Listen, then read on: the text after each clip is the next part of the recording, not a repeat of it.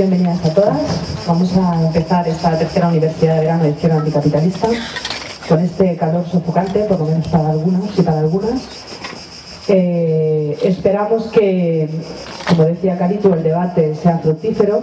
Este año hemos querido titular la Universidad del Verano "No pagaremos su deuda".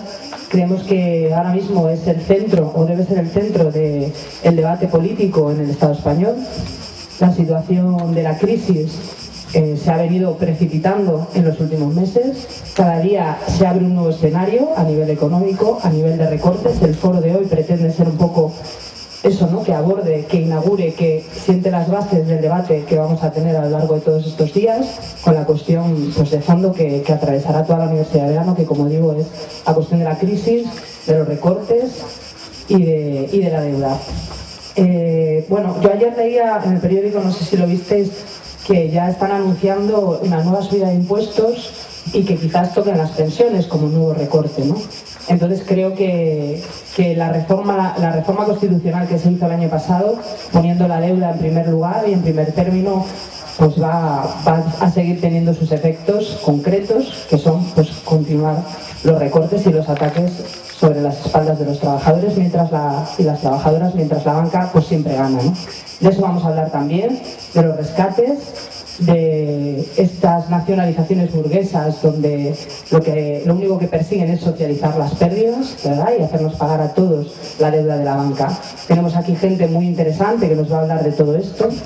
Y bueno, pues esperemos que todo este movimiento también, ante todas estas situaciones que se están abriendo, todo esto está sirviendo para que también haya reacciones, ¿no? También tendremos que hablar de eso, de cómo estamos reaccionando ante todo esto. Creo que en este último año ha habido bastantes movilizaciones, ha habido movimientos, se han generado, pues, aparte del 15M, lucha contra el tema de la vivienda, se han abierto luchas sectoriales en la enseñanza, en la sanidad, en el sector público. Creo que también de todo eso va a haber talleres y va a haber momentos para debatirlo y para profundizar y ver, pues, cómo se va articulando todo eso como un tejido, como una respuesta, y bueno, pues para ir determinando por dónde van los tiros a la hora de construir una alternativa anticapitalista y que consiga, pues, frenar todos estos ataques que estamos sufriendo, ¿no? Espero que el debate de hoy, como digo, siente las bases para todos estos elementos que tendremos que ir profundizando a lo largo de la universidad. Y sin más, os voy a presentar a todos estos acompañantes que tengo aquí. En primer lugar, voy a empezar por allí, Arcadi Oliveres, que es... Me voy a coger la chuleta, porque no los conozco, entonces... Es profesor de Economía de la Universidad Autónoma de Barcelona. Ha escrito varios libros como Mi camino hacia la utopía, Paremos la crisis, Las perversiones de un sistema que es posible cambiar y Digamos basta. Lleva, pues, desde los años 70 en diversos movimientos sociales, es un activista muy conocido y ha participado en el movimiento vecinal, en el movimiento pacifista, en los cristianos de base, y desde hace unos años es presidente de Justicia y Paz, ¿no? Esperamos que él nos hable un poco de la situación, bueno, su formación economista, de cómo está la situación económica, ¿no? Y qué perspectivas ve ante esto. Después, a su lado, está Susana Menéndez, que es tocaya mía, es asturiana, es feminista, pedagoga de formación y, bueno, pues lleva muchos años en la lucha contra la opresión de género. Ha estado, bueno, es experta en materia de género, ha trabajado como agente de igualdad de oportunidades entre mujeres y hombres, tiene experiencia docente también en la integración de la perspectiva de género y en la actualidad participa en la Red Estatal de Agentes de Igualdad y en la Comisión de Género de la Plataforma de la Auditoría Ciudadana. Ella nos va a contar un poco pues, la perspectiva de género de toda esta situación, porque sabemos que hay un sector, pues, más oprimido, si cabe, ¿no? que somos las mujeres. Y las consecuencias para nosotras de esta crisis, pues, son doblemente fuertes, ¿no? También aquí a mi derecha está Pere Rusiñol, que es licenciado en Ciencias de la Comunicación, es periodista, ha estado freelance, ha estado vinculado al País, al Periódico de Cataluña y ha sido adjunto al director del Diario Público hasta que ha cerrado, ¿no? Bueno, pues ha hecho un periodismo crítico, ¿no? Y nos va a contar un poco también qué papel juegan los media y los grupos de presión en toda esta historia de la crisis, ¿no? Y luego, pues aquí a mi izquierda, Yolanda Fresnillo también es socióloga y pertenece a la plataforma de la Auditoría de la Deuda de Barcelona, activista social, y ha contado que lleva más de 10 años trabajando en el Observatorio de la Deuda, con lo cual seguro que algo mucho podrá contarnos acerca de ese asunto, ¿no? Y bueno, pues sin más, les doy la palabra a ellos. Espero que tengamos tiempo para luego abrir un poco de debate, y damos por inaugurado la Universidad de Verano. Me han encargado que abra la sesión, lo cual está muy bien, porque así puedo ejercer de aquello que vulgarmente se llama de telonero y dar después pie a que los artistas de verdad salgan un poco a la palestra. Y quizá la obligación de un telonero, o por lo menos esa es la que he entendido que me correspondía, es intentar dar una especie de panorámica general de lo que se va a ver a continuación. Algo así como un tráiler de la película diciendo, mira, esto y esto y esto, y después ya entraremos a profundizar en ello. Y por tanto, y a Ricardo, que ahora no puede estar aquí, me mandó un correo indicándomelo, me han pedido que lo primero que haga es presentar a grandes rasgos, ha de ser a grandes rasgos porque son 20 minutos, cuál es el contenido, un poco el origen, las consecuencias, si se puede, de esta crisis. Y después ya veremos aspectos mucho más concretos, aspectos que tienen que ver con la mujer, con la deuda, con los medios de comunicación. Esto es la sesión de esta tarde. Yo empezaría diciendo que la crisis esta que sufrimos ahora no es nueva en el sistema capitalista. El capitalismo es algo tan perverso, hay que decirlo siempre, tan perverso. Esta mañana se explicaba un periodista, me decía, el neoliberalismo es perverso. Digo, sí, pero el capitalismo de toda la vida también. No vayamos ahora a clavar las culpas solo en este neoliberalismo actual. Este capitalismo es tan perverso que no vive si no tiene alguna crisis en marcha. Conocemos muchas. En el año 29 del siglo XX, en el año 73, conocimos la crisis más ligera postolímpica del año 93 y ahora desde el 2007-2008 estamos metidos en esta crisis. ¿Por qué? Yo diría fundamentalmente porque el capitalismo tiene un único y principal objetivo, que es la maximización del beneficio. Todas las empresas, todos los empresarios quieren que su beneficio sea cada vez mayor. Y hacen lo posible.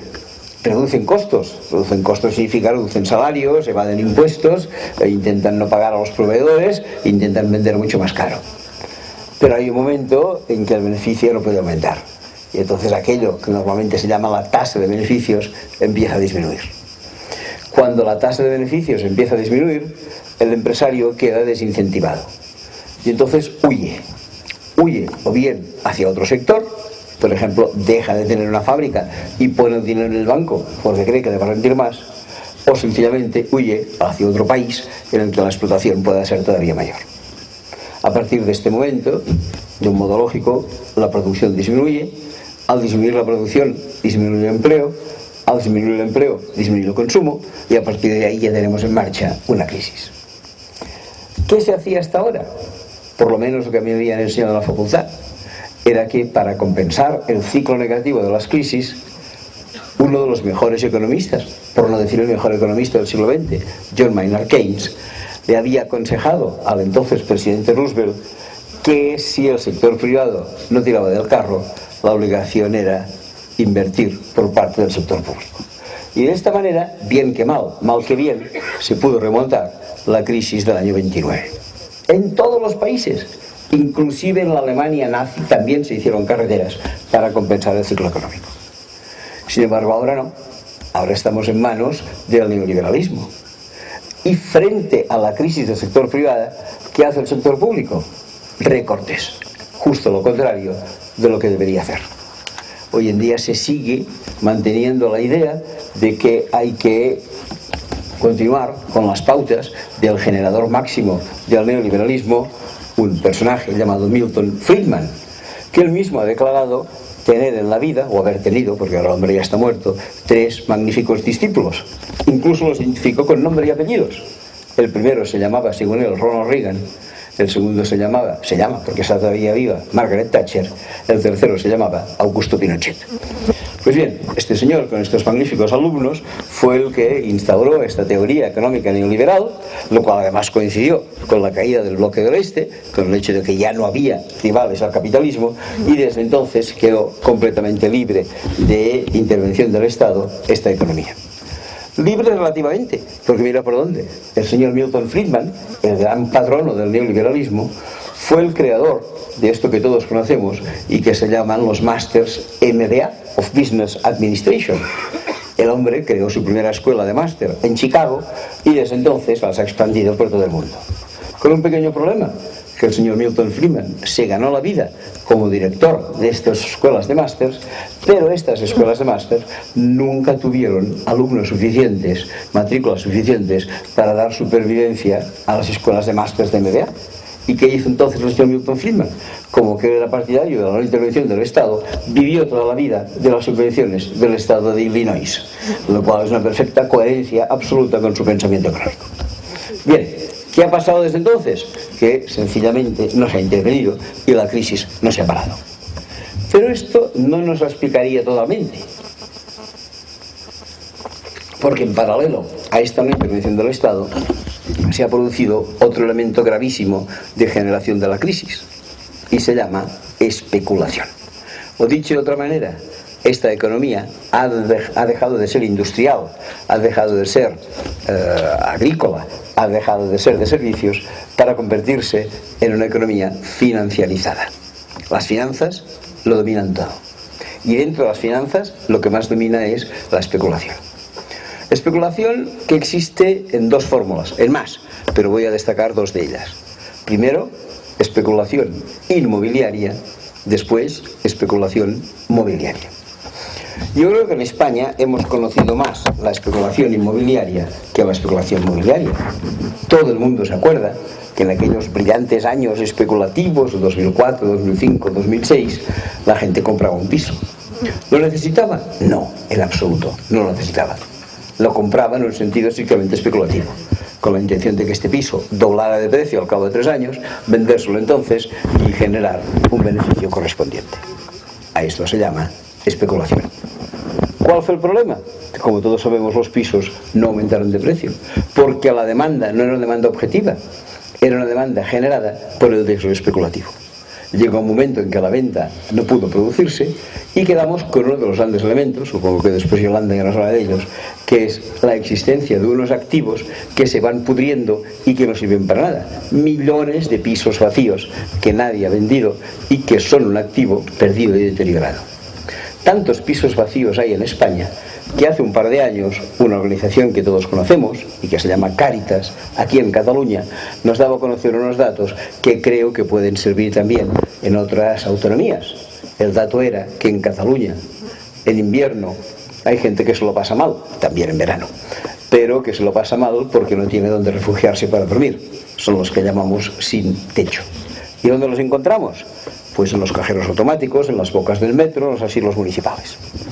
Nos decía Cáritas que en Cataluña, y repito, pienso que en España es lo mismo, por cada uno de los sin techo que buscan refugio en las noches de invierno, habría a su disposición 100 pisos vacíos. Repito, 100 pisos vacíos por cada uno de los sin techos que corren por Cataluña. Esto es exactamente la antítesis de lo que es la economía. Cuando yo estaba en la facultad, como alumno, no como profesor, y por tanto me remito a la prehistoria, me explicaron que la economía era aquella ciencia, cosa que todavía dudo, que intentaba administrar los recursos escasos que nos suministra la naturaleza para trabajarlos, para hacerlos fructificar y obtener con este trabajo bienes o servicios que fueran útiles para la cobertura de necesidades humanas. Incluso algunos añadían en aquellos años eufóricos, años 60, necesidades humanas ilimitadas. Cogíamos los bienes de la naturaleza, los transformábamos y cubríamos necesidades. Es cierto, ya lo creo. La tierra pues nos da arena, nos da cal, nos da madera, nos da agua, nos da cemento. ¿Qué hacemos con esto? Viviendas. ¿Estas viviendas las dedicamos a cubrir necesidades de la gente? No, las dedicamos a cerrar los pisos. Y la gente en los cajeros, que para esto existen. Hay un compañero mío que dice que la mejor obra social de las cajas son los cajeros automáticos, porque allí es donde encuentra refugio la gente en las noches de invierno. Bien, ¿qué sucede? Que hemos pervertido totalmente la economía y no le damos la misión que debería tener. Esto lo conocemos bien, se llama especulación inmobiliaria. Pero quizá detrás de esta crisis que hemos de estudiar no deberíamos olvidar en absoluto la especulación mobiliaria, la especulación bursátil, la especulación en acciones, en obligaciones, en divisas, en productos del mercado de futuros, etcétera, etcétera. Esta especulación ha crecido más que notablemente en los últimos años. Y ha crecido por tres razones fundamentales. Primera, gracias a la existencia de Internet.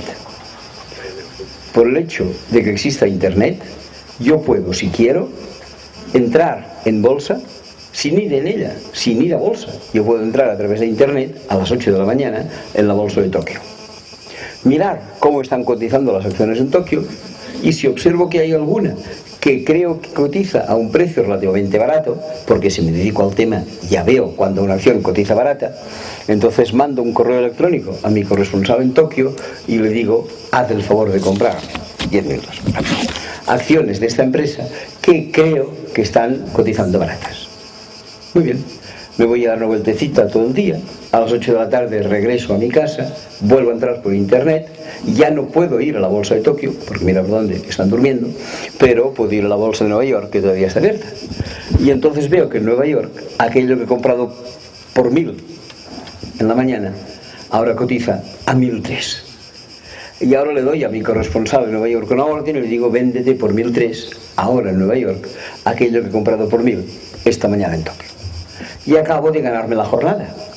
La gente dirá, no es mucho ganarse una jornada comprando por 1.000 y vendiendo por 1.003. Depende. Si compras y vendes una acción, no es mucho. Pero si compras y vendes 50.000, empieza a ser mucho. Internet facilita la especulación. En segundo lugar, ¿qué más facilita la especulación? La absoluta libertad de movimiento de capitales. Si yo quiero, puedo tener toda mi fortuna en Tokio por la mañana y puedo tener toda mi fortuna en Nueva York por la tarde. No hace falta que yo traslade físicamente mi fortuna, no. Esto es una pequeña nota de carácter contable que dice, este señor tiene en este banco de Tokio abonada en su cuenta esta cantidad. Y por la tarde dice, no, ahora la tiene abonada en Nueva York. Y mi dinero ya ha circulado a gran velocidad, es decir, ni tan solo ha circulado de Tokio a Nueva York. Antes, como he sabido, esto no era posible. No trasladar toda tu fortuna. Tan solo si tú querías trasladar, yo qué sé, 1 milloncejo de pesetas de Barcelona a Perpiñán, tenías que coger el milloncejo, doblar los billetes bien dobladitos, ponerlos dentro de un maletín, y cuando llegabas aquí al lado a la Junquera, la Guardia Civil te detenía por tráfico clandestino de capitales. Ahora no. Ahora tu fortuna puede ir de una punta a la otra del planeta. Y en tercer lugar, y quizá aquello que es más grave, nadie en el mundo ha intentado frenar esta especulación. Nadie. Ninguna autoridad. Cuando surgió la crisis, se explicó que se iba a crear un grupo ad hoc para vigilar la crisis. Se llama G20. Me he leído más o menos los acuerdos del G20. Hablar todo lo que se quiera. Decidir, bueno, aparentemente algunas cosas. Hacer, solo una. El G20, en los 5 años que lleva de existencia, solo ha hecho una sola cosa: salvar a los bancos y a los banqueros. Y nada más. Nada para impedir la crisis. Nada de nada. Y que conste que estábamos advertidos de la peligrosidad de esta especulación. Y os preguntaréis, ¿y quién nos ha advertido de la peligrosidad de esta especulación? Bueno, pues nos ha advertido el mayor especulador del mundo, que el hombre sabe a lo que se dedica y sabe cuáles son las consecuencias de su actividad. Un señor que precisamente hoy aparece en todos los periódicos, a raíz de su tercer matrimonio. El señor tiene 82 años y ha elegido una jovencita de 40 años para que sea su tercera esposa. Que le vaya bien. Pero, en todo caso, el señor George Soros, que es el mayor especulador, ya nos advirtió hace tiempo del peligro de la especulación.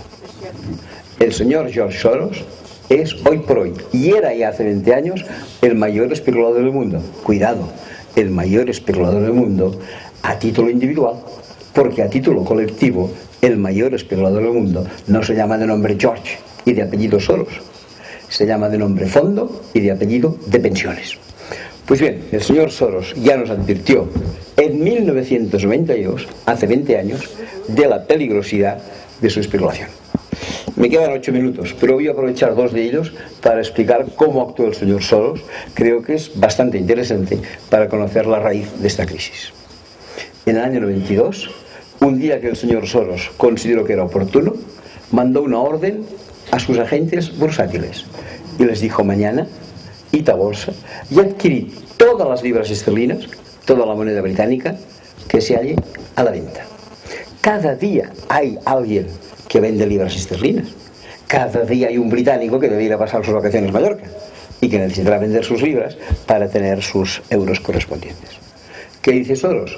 Adquirid todas las libras que se hallen a la venta. Al segundo día, ¿qué dice Soros?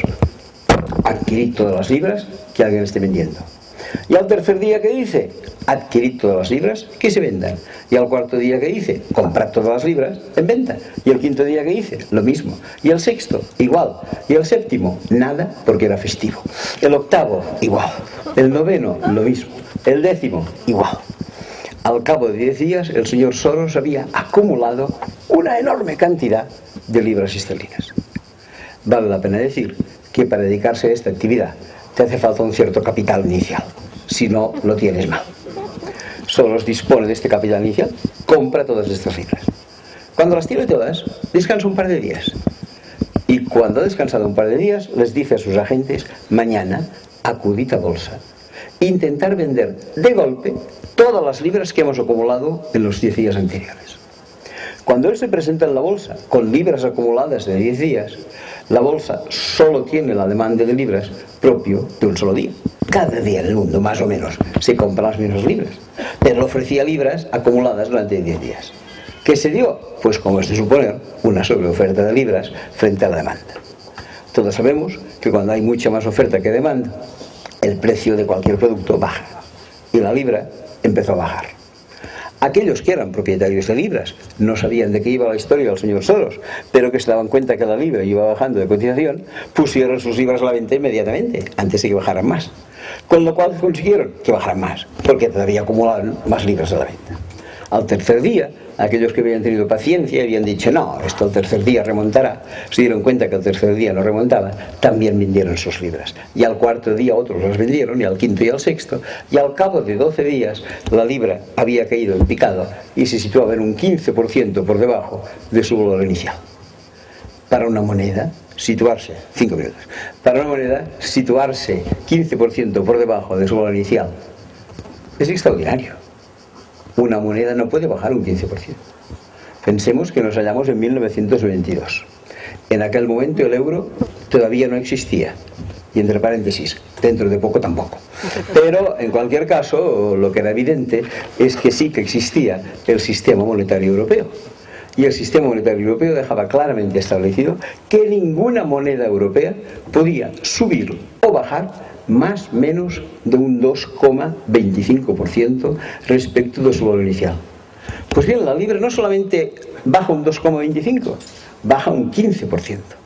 Pese a que el sistema monetario europeo obligaba a que todas las demás monedas europeas acudieran en socorro de la moneda caída. Y así se hizo. Alemania vendió marcos y compró libras. Francia vendió francos y compró libras. Holanda vendió florines y compró libras. Incluso España vendió pesetas y compró libras. Pero pese a esta ayuda, la moneda cayó en picado.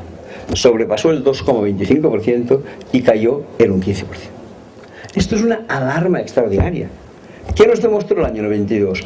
Que una sola persona de carácter especulador podía romper con los sistemas financieros de todos los países europeos. Nadie hizo caso de ello. Nadie. Una sola persona, y con eso terminaré porque no voy a tener mucho más tiempo, hizo caso de esta advertencia e hizo una propuesta que evidentemente no ha triunfado. ¿Cuál fue esta propuesta? Frenemos la especulación. ¿Cómo la debemos frenar? Con una tasa que la impida. Es aquello que hoy en día conocemos como tasa Tobin. El señor James Tobin, premio Nobel de Economía, dijo: hombre, si estos especuladores, cuando compran y venden, pagaran una tasa, quizás especularían menos. Y él propuso una tasa del 1 por 1000 sobre la cantidad comprada o vendida especulativamente, entendiendo especulativamente si se vendía menos de 3 días antes de que se hubiera cumplido la compra. Si tú vendías antes, 3 días después de haber hecho la compra, estabas especulando. Si era el cuarto día, mira por dónde, ya no especulabas. Bien, pues el señor Tobin preveyó que aplicando este 1 por 1000 sobre las distintas monedas que quisieran especularse, terminaría pronto la voluntad especulativa. Dijo que la mitad de la especulación desaparecería del mundo. ¿Por qué? Por algo que he explicado antes. Tú compras en Tokio por 1.000 y vendes en Nueva York por 1.003. Pero si al comprar te clavan un 1 por 1.000 de tasa y al vender te clavan otro 1 por 1.000 y alguna pequeña comisión corre de por medio, tu operación de vender por 1.003 a que hayas comprado por 1.000 deja de ser apetecible. Tobin pensó que la mitad de la especulación del mundo desaparecería. Sin embargo, dijo que la otra mitad continuaría, porque se mueve con unos márgenes especulativos mayores a este 2-3 por 1.000. ¿Pero qué haría entonces? Recaudaría el 1 por 1.000 de la cantidad comprada o vendida. ¿Qué recaudaría? Según los cálculos que se hicieron, 200.000 millones de dólares al año. Hago constar, para que nos podamos hacer una idea de las cifras, que 200.000 millones de dólares supone exactamente 4 veces más de lo que la ONU pide para erradicar anualmente el hambre en el mundo. La tasa Tobin parecía positiva. Íbamos a reducir la mitad de la especulación y con la otra mitad íbamos a poder cumplimentar 4 veces las necesidades de hambre en el mundo. A eso, como he dicho antes, se pasó a llamar tasa Tobin. El Parlamento francés, el Parlamento de Canadá, el Parlamento de Bélgica han votado si querían o no implantar la tasa Tobin. Todos han votado que no. La fuerza de los especuladores encima de los diputados y parlamentarios para que votaran que no. Sin embargo, ahora, hace justo un año, el Parlamento Europeo votó que sí a la tasa Tobin, lo cual era aparentemente una buena noticia. Pero no era una buena noticia. ¿Por qué? Porque Europa no tiene capacidad para aplicar la tasa Tobin. Esto lo debe hacer cada país individualmente, no la Unión Europea en general. Por tanto, es papel mojado. Hace 2 años, no, 3, en Navidad del año 2009, el que entonces era primer ministro de la Gran Bretaña, el señor Gordon Brown, recordando los maléficos augurios que le había dado la libra, la especulación, dio un discurso y dijo: Gran Bretaña será el primer país del mundo que aplique la tasa Tobin. Tan pronto el señor Gordon Brown hizo este discurso, salió volando, en el sentido literal de la palabra, volando, el señor Timothy Geithner, que es el ministro de Economía del señor Barack Obama, para impedirle al señor Gordon Brown que tirara adelante este freno a la especulación. ¿Con qué argumento? Que esto perjudicaría a la economía norteamericana. No es cierto. Esto perjudicaría a los especuladores norteamericanos, de los cuales hay que decir que el señor Timothy Geithner es un activo representante. No hace mucho, en un periódico que tengo por serio y que se llama Le Monde, aparecía la lista de los 7 últimos ministros de Economía norteamericanos que habían ayudado como economistas a los 7 últimos presidentes de Estados Unidos durante los últimos 42 años.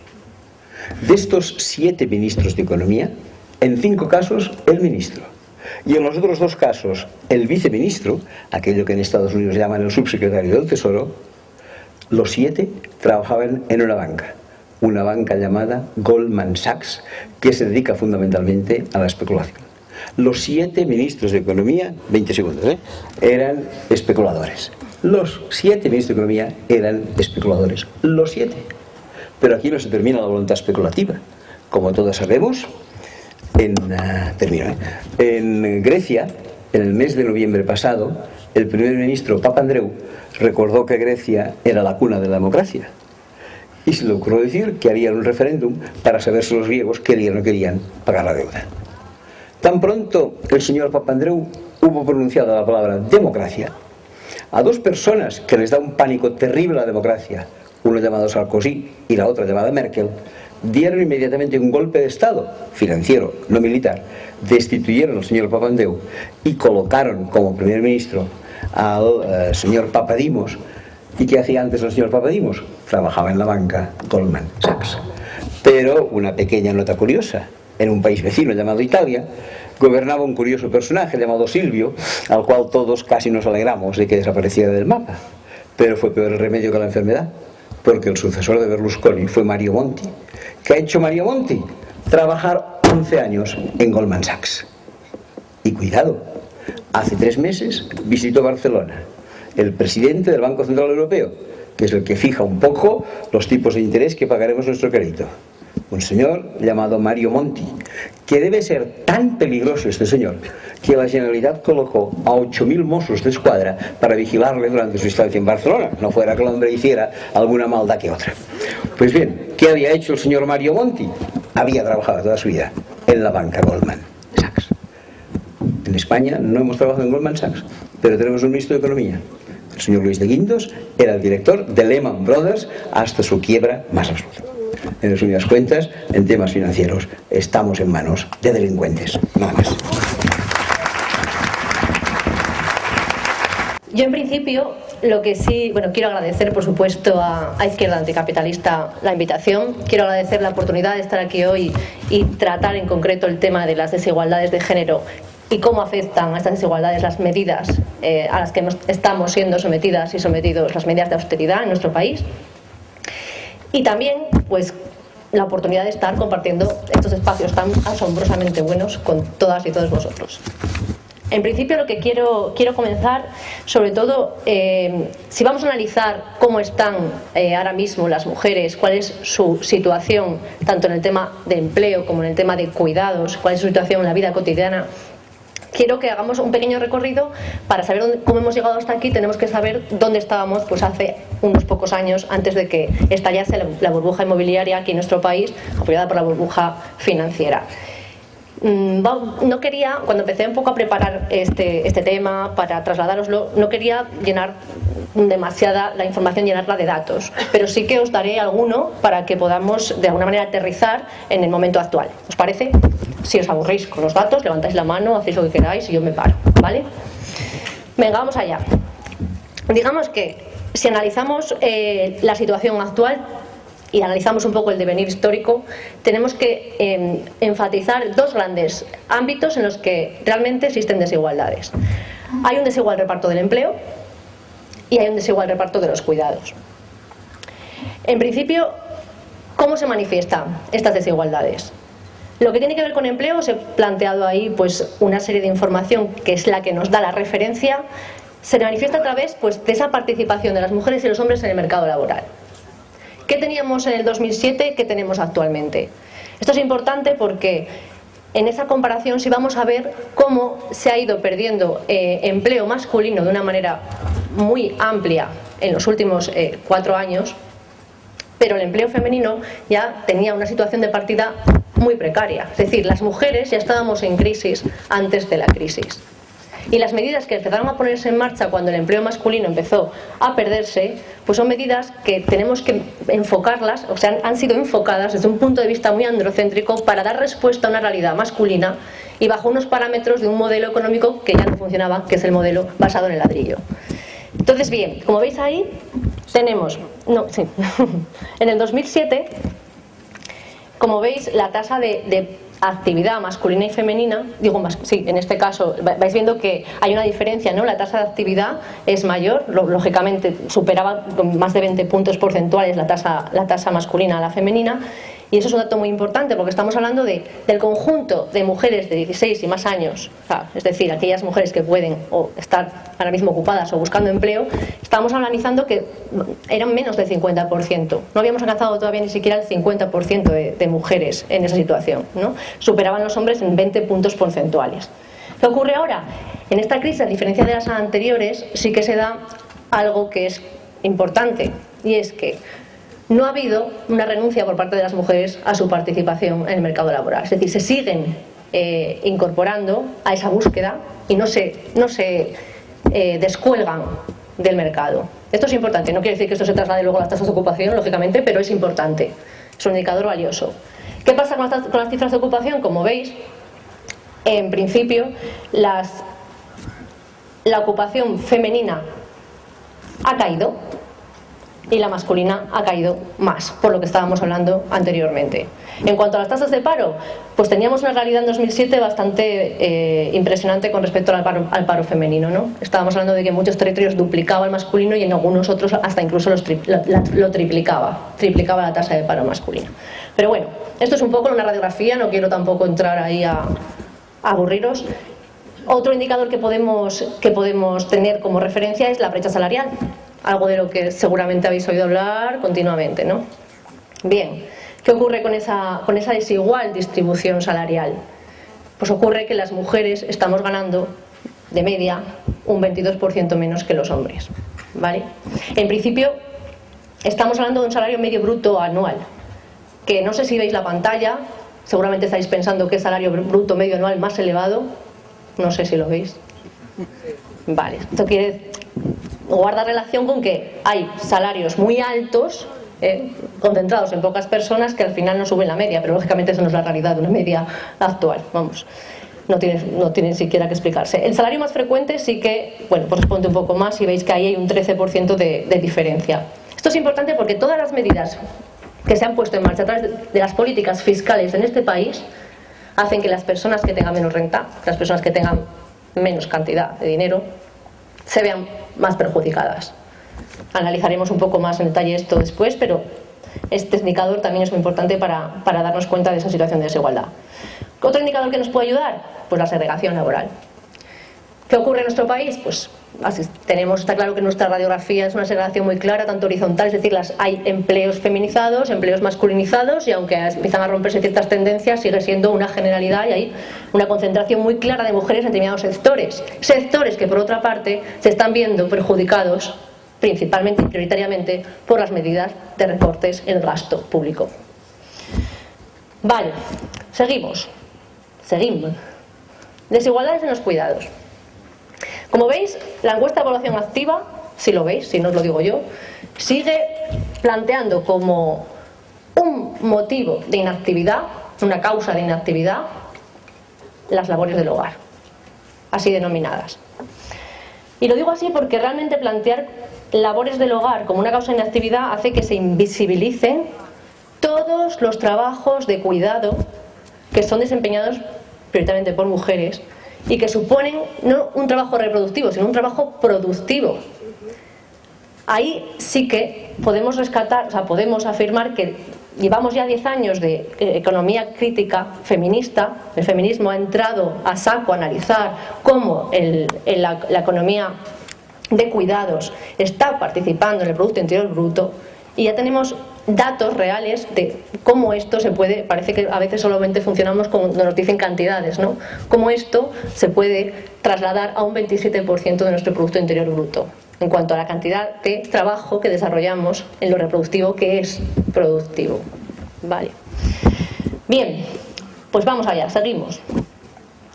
Esto simplemente es una referencia para darnos cuenta de los últimos datos de excedencias, para darnos cuenta de quiénes mayoritariamente están cogiendo excedencias por el cuidado de personas dependientes, por el cuidado de hijas e hijos. Una realidad que ahora está cambiando radicalmente porque las personas ya no se atreven a coger excedencias. Son los datos de 2010-2009. ¿Vale? Estamos hablando de que en este sentido estamos hablando de unas diferencias bastante grandes, ¿no? 95% de mujeres, 85% de mujeres en el caso de personas dependientes mayores o personas dependientes enfermas, y en el caso de criaturas. Aquí también quiero hacer un poco de alusión al incumplimiento de la ley de igualdad. Yo creo que tenemos que centrarnos mucho en este momento en denunciar incumplimientos, pero denunciarlos de una manera continuada, de una manera clara, sobre todo porque en el caso de las políticas de igualdad de oportunidades salimos con la misma tendencia de invisibilización. Primero de frivolizar. O sea, es decir, en un momento como el que estamos, no sé si este discurso lo habéis oído, pero seguramente sí, en un momento como el que estamos, invertir, que no invertir, que se dice gastar.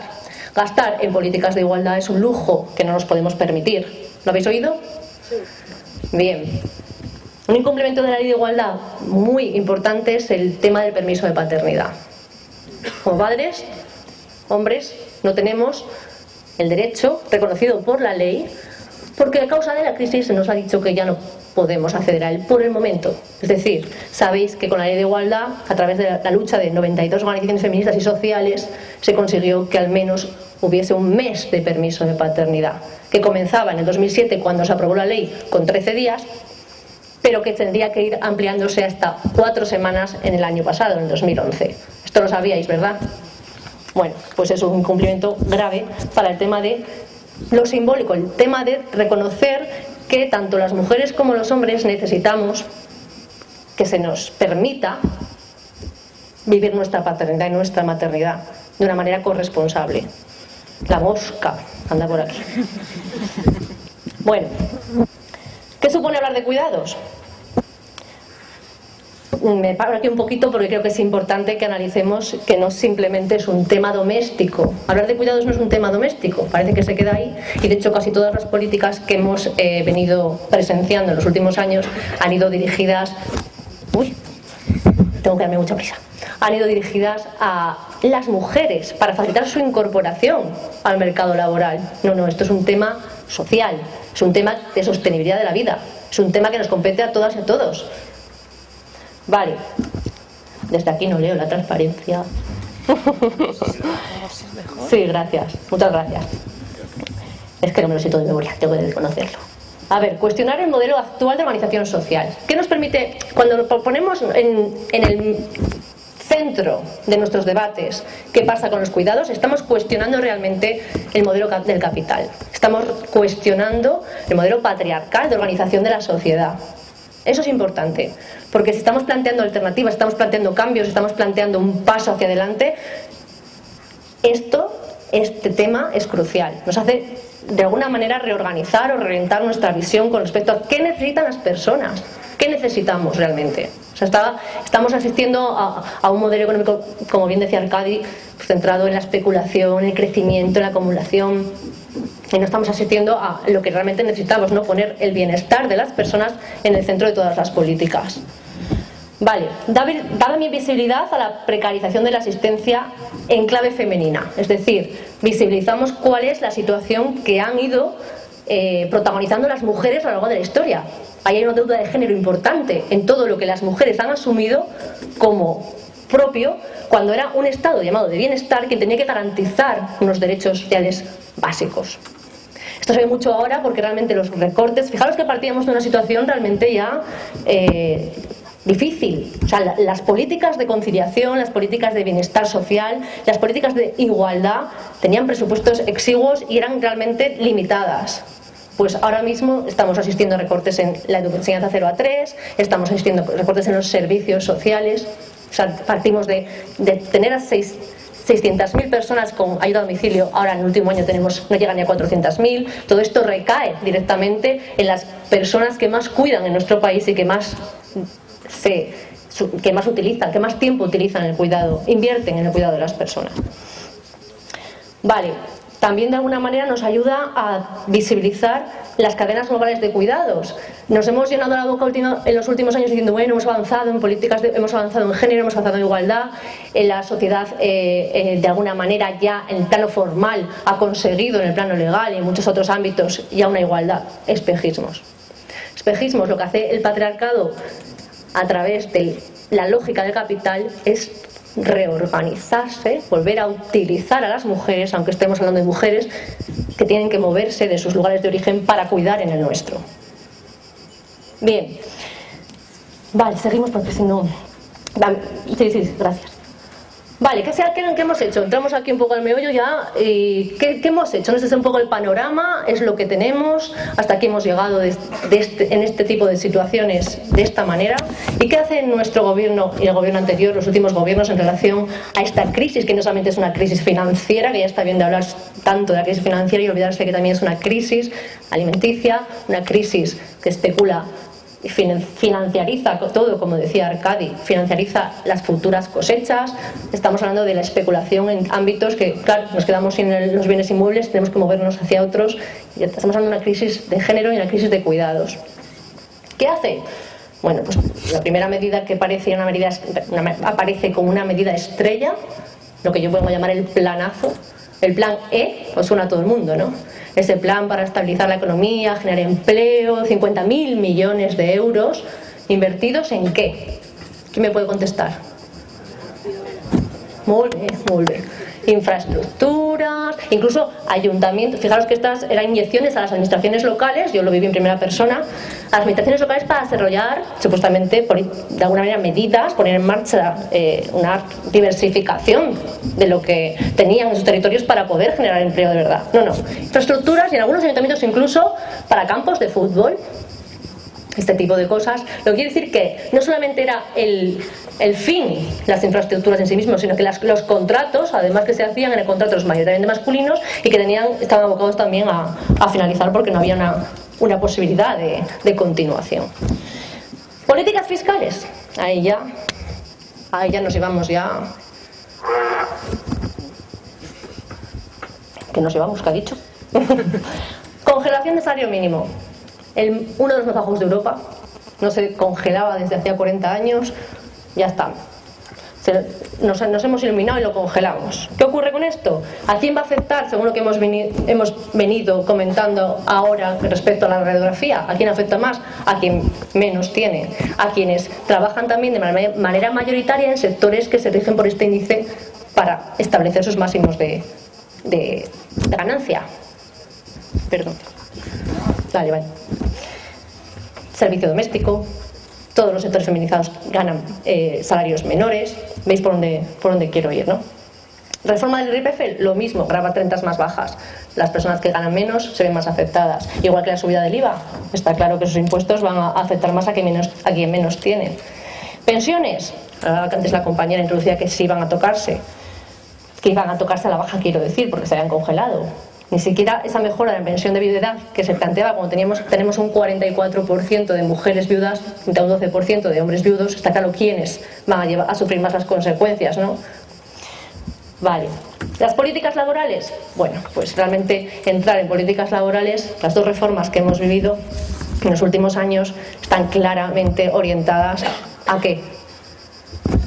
Al despido libre, al abaratamiento del despido, a que no haya ya la posibilidad de que los convenios de alguna manera sirvan como ese instrumento que garantiza que se incorporen medidas de igualdad, medidas de no discriminación, libre albedrío, al fin y al cabo. O sea, estamos en una situación en la que si antes las mujeres tenían dificultades para el acceso y la permanencia al mercado laboral, siempre ligado al tema de la maternidad y a los prejuicios de género, pues en una situación así la cosa se agrava y se agrava bastante. Vale, reducción del gasto público. Como ya os comentaba antes, o sea, el mejor indicador de una sociedad en cuanto a brecha de género, es decir, en cuanto a cómo vamos avanzando para que esta desigualdad, que se afecta al 51% de la población y está en la base de la crisis que vivimos actualmente, porque se basan en las desigualdades y estas de las gordas, pues el mejor indicador es el gasto público. Mira tú por dónde, que hemos vivido en los últimos meses, tenemos mucha información sobre lo que se ha hecho con el gasto público en nuestro país, ¿verdad? Sanidad, educación, vivienda, políticas públicas de igualdad. Las políticas públicas de igualdad, las grandes invisibles. Luego os enseñaré dos gráficos rápidos, si me dejan por aquí, para que veáis cómo ha ido descendiendo de una manera vertiginosa los presupuestos cuando ya partíamos de una situación bastante exigua. ¿Qué ocurre con el incumplimiento de la ley de dependencia? También está claro, es decir, todas aquellas medidas, la ley de dependencia de por sí, ya ni siquiera, yo a veces me planteo que en los temas de igualdad la crisis ya casi es una excusa, porque no había una cuestión económica de fondo en este sentido por la cantidad de la que partíamos. Fijaros que el tema, por ejemplo, el permiso de paternidad supondría, en cuanto a dinero, unos 200 millones de euros. Con las cifras que venimos barajando últimamente de rescate bancario y las cifras que hemos venido barajando de otro tipo de inversiones, ¿os parece que 200 millones de euros era algo que era imposible de cumplir o a lo que acceder? Es casi la excusa para reforzar un sistema que de alguna manera tiene que basarse en un modelo de familia nuclear que haga que el Estado se exima de sus propias responsabilidades en el tema de cuidado y en el tema de lo que son los derechos sociales. Esto es muy importante. Vale, seguimos. Esto rapidito para que veáis, simplemente veis que va a la baja, pero a la baja. Yo ahora mismo estoy participando en la Comisión de Género de la Auditoría de la Plataforma por Auditoría Ciudadana de la Deuda y estamos haciendo un análisis por territorios de cómo han ido recortándose las políticas públicas de igualdad. Se han ido recortando no solamente en servicios, en programas, sino también en estructuras. Ya partimos de la eliminación del Ministerio de Igualdad y a partir de ahí todos los territorios que tenían organismos autónomos, que contaban con una estructura económica más o menos encauzada para empezar a trabajar de una manera seria, y digo para empezar a trabajar de una manera seria porque no se había empezado a trabajar todavía de una manera seria en muchas de las políticas de igualdad, pues eso se ha visto truncado. Aquí ponía el ejemplo del Instituto Català de las Donas, pero bueno, estamos hablando de lo mismo. Incluso aquí en Cataluña se ha eliminado la Dirección General de Igualdad de Oportunidades en el Trabajo. O sea, algo que ya clama al cielo. Vale. Termino rápidamente simplemente con dos mitos, o sea, dos mentiras más bien, que se han repetido tanto que quiero que por lo menos no las tengamos un poco claras y reflexionemos sobre ellas, y aquí por lo menos hagamos con eso. Primero, la igualdad formal, la igualdad legal no se ha conseguido. Esto de que repetimos, gracias a los avances legales, ahora nos queda la igualdad real, ahora tenemos que trabajar. No, la igualdad formal no se ha conseguido. Mientras no se consigan que a nivel legislativo esté equiparado perdón, dilo, venga. El salario, por ejemplo. Y las responsabilidades en los cuidados, nuestros derechos también como personas que cuidamos, que sostenemos la vida, que reproducimos la existencia, esto no está garantizado. Iba a hablar de la sucesión en la monarquía, pero eso ya lo dejamos por otro lado. Pero esto también es en lo simbólico, es muy importante. Es decir, que todavía esto esté seguido también en lo simbólico, parte de nuestros propios pensamientos, es muy importante. Y luego, pues la otra gran mentira, eso, ¿no? Que realmente las políticas de igualdad, lo he venido diciendo antes, supongan un coste que no nos podemos permitir. Esto es falso también. Esto es falso. Ha sido dar calderilla para de alguna manera transponer directivas europeas y tratados internacionales, dar calderilla para de alguna manera cumplir con las formas, pero el fondo nunca se ha trabajado como tiene que trabajarse, y hay muchas resistencias porque supondría realmente cuestionarnos la lógica del capital. Iba a dar, sí, bueno, pero ya acabo, no quiero quitarle más tiempo, pero simplemente era el terminar con esta diferenciación entre lo que supone vivir bajo una lógica de capital y una lógica de cuidado. Lo que supone vivir en esta lógica de miedo que estamos viviendo ahora mismo, que hace que las personas nos paralicemos y no actuemos, a vivir en la lógica del cuidado entre todas las personas y en el activismo por conseguir esto. Muchas gracias y no me da tiempo más.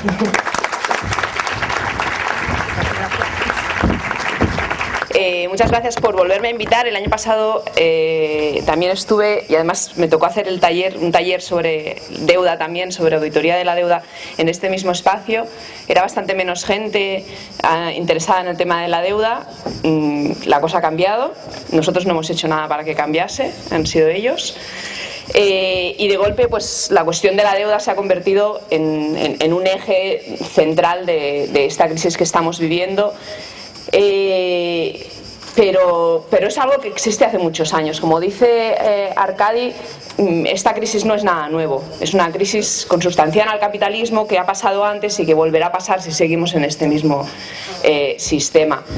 Ayer recibí un correo electrónico de un compañero que está en la campaña de auditoría de la deuda en Inglaterra, recordándonos a gente que habíamos estado en el activismo contra la deuda de los países del sur, que justo ayer se cumplían 30 años de la suspensión de pagos de México. México, el 20 de agosto de 1982, anunció al mundo que no podía pagar su deuda.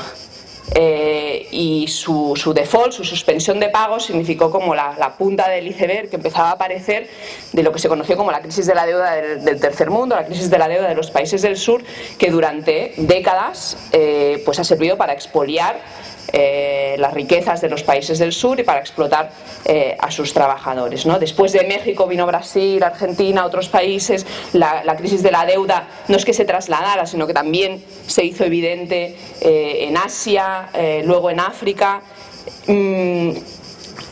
Aquella crisis de la deuda tiene orígenes que pueden parecer diferentes a nuestra crisis de la deuda. No era la especulación financiera, no era la especulación inmobiliaria, pero era la especulación de los beneficios del petróleo, era la construcción de infraestructuras que no beneficiaban a la población. Se pueden ir encontrando diferentes similitudes. Pero sobre todo se pueden encontrar similitudes en lo que pasó en América Latina, en lo que pasó en África y en lo que pasó en Asia, y digo pasó y debería decir sigue pasando, después de que esa crisis de la deuda, de que esa situación de sobreendeudamiento aflorara. Es decir, los impactos que ha tenido sobre la población, el priorizar el pago de esa deuda y de esos intereses, y sobre todo los ajustes que se han impuesto a las diferentes poblaciones a causa de priorizar ese pago de la deuda. En el año 85 hubo una cumbre en la que se rescató del olvido de alguna manera al Fondo Monetario Internacional y se le dio la responsabilidad de buscar una solución a la crisis de la deuda en América Latina principalmente, pero luego pues en Asia y en África. Y al FMI se le ocurrió la brillante idea de dar más créditos a esos países que tenían mucha deuda, a cambio de que esos países pues hicieran una serie de ajustes. En aquellos momentos se le llamó planes de ajustes estructurales, ahora se les llaman rescates, pero básicamente aquellos ajustes eran pues privatizaciones, reducción de prestaciones sociales, aumentos de los impuestos al consumo, aumento de la presión fiscal a las clases trabajadoras, pero no a las grandes fortunas, desregulación laboral, desregulación comercial, medidas que de verdad, si repasamos el memorando de Argentina del año 90 o el de México del año 85 y el de Grecia, no hay tantas diferencias. Entonces, lo que no ha cambiado ya no es el origen puntual, el origen histórico de esas deudas, de esas crisis, sino la manera como desde el poder afrontan a esas crisis. Lo que tampoco cambia es el impacto que esas medidas tienen sobre las poblaciones. En América Latina ese impacto se le llamó la década perdida. Durante 10 años todos los indicadores sociales dieron pasos atrás por la aplicación de estas medidas. Esas medidas supusieron pues la fuga de capitales, el cierre de pequeñas y medianas, de las pocas pequeñas y medianas empresas que podía existir, la desestructuración de las economías locales en favor de las grandes empresas multinacionales que iban e invirtían a esos países a precios de saldo, con salarios de miseria. Y básicamente lo que significó fue más paro, más precariedad, más desigualdad y por lo tanto más pobreza.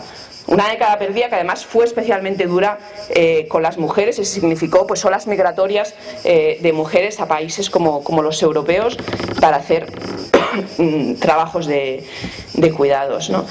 En este sentido no podemos ignorar esas similitudes entre ya no los orígenes, ya no la problemática de la deuda, sino las estrategias del poder ante esa deuda. Sobre todo porque, claro, antes hablábamos de mitos, nos dicen continuamente, nosotros, yo creo que aquí nadie se lo cree, que esas medidas son para sanear la economía y salir de la crisis. En realidad, en América Latina esas medidas no ayudaron a salir de la crisis. De hecho, hundieron aún más a las poblaciones y a los países en situaciones de crisis económica. Y solo en el momento en que países como Brasil, como Argentina, han adoptado otras estrategias económicas, que no digo que sean las más adecuadas, podemos hablar de eso, pero solo en el momento en que se salen de la senda marcada por la receta neoliberal, crecen económicamente. Es decir, esas medidas no consiguen solucionar el problema de la deuda, no consiguen solucionar el problema de la crisis económica. La deuda en América Latina, a partir de esos créditos del FMI, siguió creciendo, como ha seguido creciendo en Grecia y como seguirá creciendo en España cuando se acabe firmando los 100.000 millones del rescate que nos va a dar Europa. Rescate con muchas comillas. ¿Por qué entonces, si ni tan solo para aquello a lo que ellos dicen que va a servir sirve, por qué siguen aplicando las mismas medidas? ¿No? Tiene impactos sociales, no mejora la situación económica, los países siguen sobreendeudados o aún más sobreendeudados. Bueno, pero es que si miras al otro lado, esas medidas son muy exitosas. Las empresas que se hicieron con las empresas privatizadas, con las empresas de servicios, y en el caso español tenemos muchísimos ejemplos, Repsol, Endesa, Unión Fenosa, Telefónica, todas esas empresas son las que ahora siguen teniendo beneficios porque hicieron inversiones en América Latina comprando a precio de saldo empresas públicas privatizadas.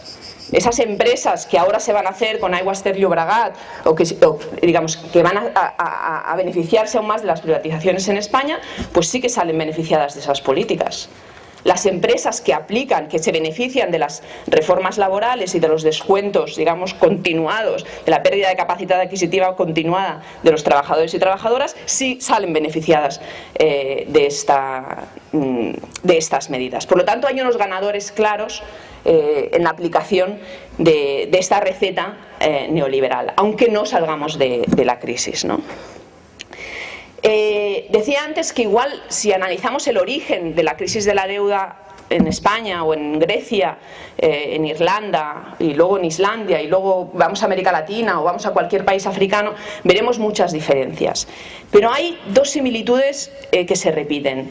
Una es la acumulación de esa deuda por la avaricia de unos pocos que están en el poder normalmente, o en el poder económico, en el sector privado o en el poder político, y que se van endeudando sin tener en consecuencia, sin tener en consideración la capacidad de devolver esa deuda por esa búsqueda de la maximización del beneficio continuada, ¿no? Y segundo, porque es una deuda que se acumula también para servir a los intereses de quien da el préstamo. En el caso de América Latina, por ejemplo, a partir del año 73, con el aumento de los precios del petróleo, había, digamos, exceso de liquidez de lo que se llamó los petrodólares. Los países exportadores de petróleo ingresaban más dinero, no podían invertir en Europa o en Estados Unidos porque estaban en recesión, eran economías en recesión, y por lo tanto hicieron fluir el crédito a los países, sobre todo de América Latina y en menor parte de Asia, un crédito barato, a tipos de interés variable, obviamente, porque el dinero hay que moverlo. Y ese crédito barato fluyó porque era el interés de los bancos que tenían esos petrodólares y esa liquidez. En el caso español es muy similar, es decir, a España fluyó el crédito desde los bancos alemanes o desde los bancos franceses para financiar la especulación inmobiliaria, porque los bancos alemanes y franceses necesitaban hacer fluir ese capital, porque tenían excedencia de capital. Entonces, en esa responsabilidad de quien hace fluir el capital, dando crédito para cubrir sus propias necesidades y sus propios intereses, pues no se tiene en cuenta. Y eso es común en ambas crisis, ¿no? La otra cuestión común claramente es el nulo o escaso beneficio para la población, sobre todo si consideramos el largo plazo, ¿no? Una diferencia muy importante cuando analizamos una situación y la otra es la enorme financiarización de la economía que tenemos ahora, la especulación también con la deuda, con los bonos de deuda en los mercados secundarios, en los mercados de derivados, incluso con futuros de deuda, con seguros, los credit default swaps sobre impagos de deuda. Complejiza bastante las cosas. Para nosotros es algo nuevo, pero es algo que, por ejemplo, ya pasaba en la crisis argentina y que ya empezó a pasar a finales de los 90, sobre todo con la deuda de los países emergentes.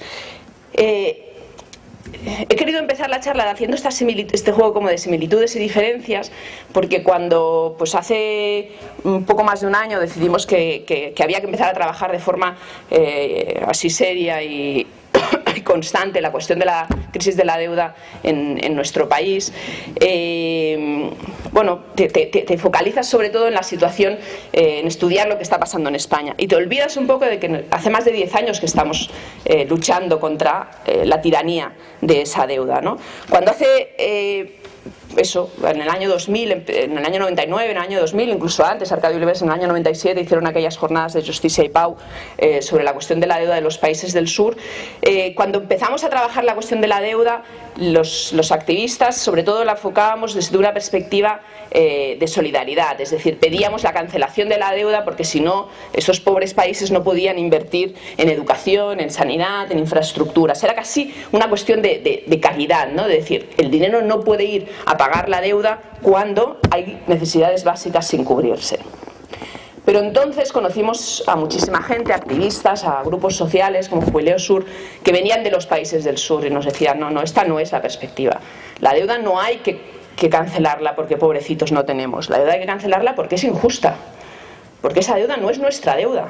Porque esa deuda no la hemos adquirido los ciudadanos y las ciudadanas de Argentina, de Burkina Faso o de Indonesia. Porque esa deuda la han adquirido en muchos casos dictadores, en otros casos gobiernos corruptos, en otros casos gobiernos democráticos para el interés del sector bancario, para el interés de un sector petrolero, para el interés de las empresas multinacionales. Y esa deuda es ilegítima. Y por lo tanto no hay que pagarla. Esa deuda es nula. Esa es la perspectiva que de alguna manera hemos aprendido de los pueblos del sur y es la perspectiva que desde la plataforma de auditoría ciudadana de la deuda pues queremos aplicar. La deuda no solo hay que dejar de pagarla porque supone una serie de recortes, porque los pagos de intereses ya son el segundo gasto del presupuesto del Estado, por encima de muchísimos gastos sociales. No es solo eso, es que esa deuda no es nuestra. Es que esa deuda no nos ha beneficiado. Es más, es que esa deuda en muchas ocasiones ha ido en contra de nuestros derechos y de nuestra dignidad. Y es por eso que hay que cancelarla, ¿no? Pero entonces también, escuchando a esta gente, trabajando con ellas, porque además muchas son mujeres, es una cuestión muy curiosa. En el mundo de las activistas de la deuda hay una mayoría de mujeres, habría que estudiarlo, hacer algún estudio algún día. Escuchándolas te das cuenta de que la deuda en realidad es una pieza indispensable del sistema capitalista, que si desmontas esa pieza, desmontas todo el engranaje. Y en realidad luchar contra esa deuda es luchar por desmontar el sistema capitalista, imaginar otros sistemas, ¿no? Otros modelos económicos que no se basen en yo necesito crecer, para crecer necesito crédito, para devolver el crédito necesito crecer, para crecer necesito crédito, y así indefinidamente, ¿no? En ese sentido, la lucha de la deuda no puede ser local. Tenemos que no solo aprender pues de las compañeras de Argentina, de Burkina Faso o de Indonesia, sino de trabajar con ellas, porque la deuda no es solo un problema de Europa, no es solo un problema de Grecia, de Italia, de Portugal. En Egipto están tirando adelante una auditoría de la deuda porque ahora mismo tienen que hacer frente al pago de la deuda heredada de Mubarak. O en Túnez hay una campaña por la anulación de la deuda heredada de Ben Ali. Pero es que en Argentina siguen pagando la deuda heredada de la dictadura. O en Indonesia también siguen pagando la deuda heredada de la dictadura de Suharto. En la República Democrática del Congo siguen pagando la deuda de Mobutu, que financió una de las dictaduras más cruentas de África, porque interesaba tener un gobierno procapitalista y anticomunista en el centro de África. Y entonces pues el FMI, Estados Unidos, Francia daba créditos a esos personajes. La deuda sigue siendo una herramienta de control y de colonización de los países del sur. Y si queremos acabar con la deuda, no para no perder nuestros privilegios adquiridos, no para no perder nuestro bienestar adquirido por encima del bienestar de los pueblos del sur, hay que luchar conjuntamente con esos pueblos del sur. La lucha contra la deuda tampoco puede ser sectorial. No puede ser que estemos los frikis de la deuda ahí todos sentados juntitos. Nosotros hacemos deuda y luego están los de las privatizaciones, luego está el de la educación, los de sanidad allí. No, la lucha contra la deuda es la lucha contra las privatizaciones, es la lucha contra los recortes en sanidad, es la lucha contra los recortes en educación, es la lucha por una sociedad más igualitaria. Y es que además todo está intrincado. Es decir, ahora quieren privatizar Aigües Ter Llobregat, la empresa de aguas que queda pública, digamos, o una de las dos que queda pública en Cataluña. Y la excusa que dan es que está sobreendeudada. Pero es que la quieren privatizar, como han hecho en otros países de América Latina, limpia de deudas. Es decir, que la deuda se queda en la administración pública, aumentando nuestra deuda. Seguramente muchas y muchos de vosotros habréis visto el reportaje, sobre todo el vídeo que hizo la gente de Café amb Llet, que es un grupo de Girona, sobre la sanidad, la deuda en la sanidad catalana, ¿no? Y cómo también la privatización de la sanidad catalana se argumenta sobre que se han malbaratado los recursos, que no es eficiente, perdona, no es eficiente porque hay unos chorizos que se están llevando el dinero, no porque no sea eficiente la sanidad pública. Y entonces esa lucha tiene que ir conjuntamente, no puede ser que estemos luchando de forma sectorial. Y ese análisis, y por eso desde la auditoría queremos hacer, pues poner sobre la mesa análisis, digamos, multisectoriales de diferentes ámbitos, dando herramientas para que los diferentes sectores puedan poner sobre la mesa esa realidad de cómo hemos llegado hasta aquí, y no solo de cómo hemos llegado hasta aquí, sino a través del empoderamiento y del aprendizaje de cómo hemos llegado hasta aquí, poder poner sobre la mesa qué otros modelos y qué alternativas tenemos, pues, de gestión pública de la sanidad o de sistema económico y de sistema productivo, ¿no? Y eso debemos hacerlo, como decía antes, aprendiendo del pasado, aprendiendo del sur, de forma cooperativa con las compas y con los compas, pues, de América Latina, de África y de Asia, que es algo que no hemos hecho hasta ahora y que sería muy importante hacerlo, ¿no? Quiero acabar con una frase que a mí me gusta mucho. Este octubre se cumplen 25 años de la muerte de Thomas Sankara. Thomas Sankara fue presidente de Burkina Faso, seguramente la mayoría de aquí lo conocéis, un revolucionario ejemplar. La verdad es que sus escritos económicos son bastante impresionantes por la actualidad que tienen, y además fue asesinado en parte porque propuso a los países africanos que no pagaran la deuda. Y hay un discurso ante la Unión Africana en el que argumenta por qué no hay que pagar la deuda, que debería ser de obligada visualización a todos los activistas de esta universidad de verano. Es una propuesta que hago para el año que viene. Y en ese discurso él dice: los que explotaron a Europa son los mismos que explotan África. Y es una frase que es totalmente actual. Los que explotaron a África son los mismos que nos están explotando ahora. Esos bancos que dieron créditos a África, que dieron créditos a Mobutu, ese FMI que dio créditos a Mobutu, es el mismo que está ahora, Cuyán, que es una palabra que no existe en castellano, Cuyán, apretando al pueblo de Grecia. Los enemigos de África son los mismos que los enemigos de Europa, y por lo tanto no hay otra manera que luchar contra ellos todos y todas juntas. Muchas gracias.